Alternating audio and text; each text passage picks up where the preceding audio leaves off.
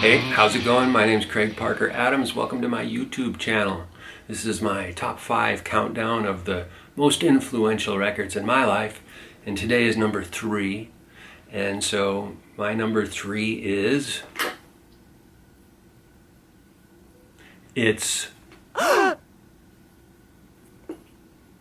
Frank Zappa's Joe's Garage. Frank Zappa, Joe's Garage. That's my number 3.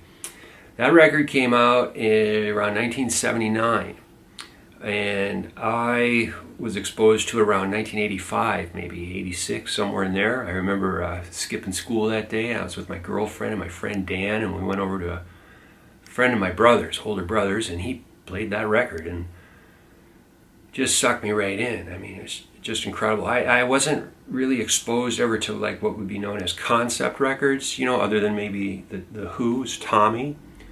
But that was never like in its entirety. That was always certain songs from it, played on the radio and whatever. So this was like sitting down and kind of taking the ride, song after song after song, because the story's an arc and really interesting. It's about a guy named Joe. He's a musician. It's life and music and all of this kind of thing. But ultimately, there's a bigger story, and it's about censorship and the evils of such things.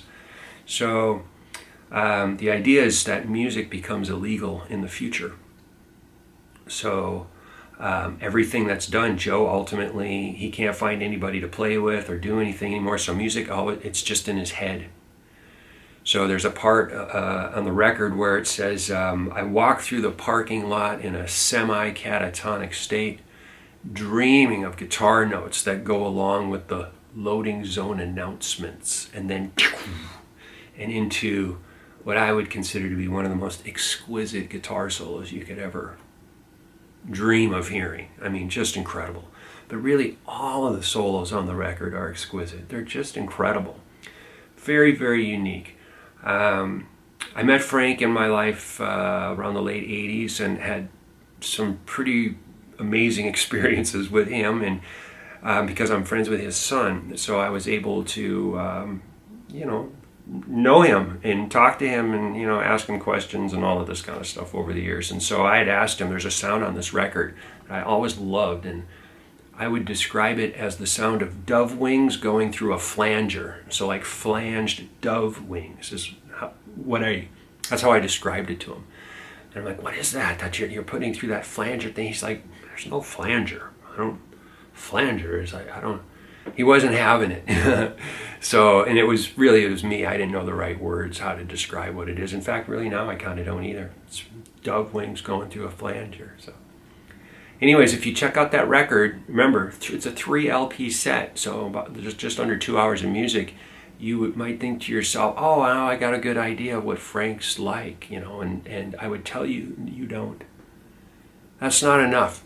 His creations were so vast that you can't buy that record and go, oh, okay, now I know what this artist is all about. Not at all. It's a small sliver of what he brought. So get more. Start there if you want. Get more, though, and you'll see. You'll see what I mean. Anyways, that's number 3, so that means there's 2 left. So hopefully I'll see you in a week. And if you stuck around, to watch this, maybe like, share, subscribe, or comment if you have, anything that you want to critique or say or whatever. It's good to open that communication dialogue. So I appreciate you watching, and I'll see you next week, hopefully. Okay.